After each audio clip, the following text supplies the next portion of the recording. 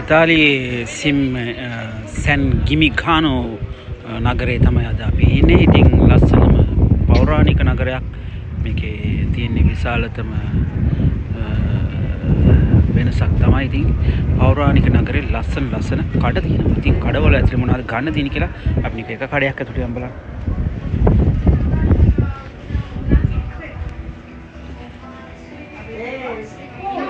දීවලින් හදපු දේවල් තියෙනවා. ඉතින් ලස්සන ඒ වගේම චයිනීස් ඒවා සබන්ද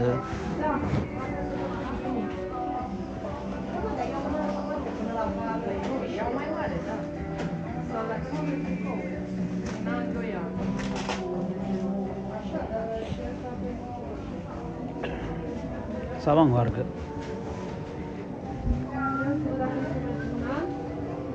sabun no to manufaktur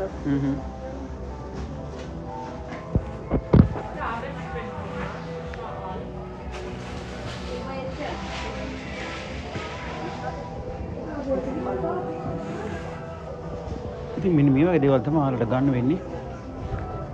මේ වගේ ෂොප් වලට આવුත් ඉතින් සාමාන්‍ය යුරෝ 8-9-10 5ක දෙක ඉඳන් මේකදී ගන්න පුළුවන්. ඉතින් ලස්සන නගරයක් සැන් ගිමිකානෝ කියන්නේ වෙනවා ඇති. ස්ටිකල් අතරින් ගොඩාක් ටූරිසම්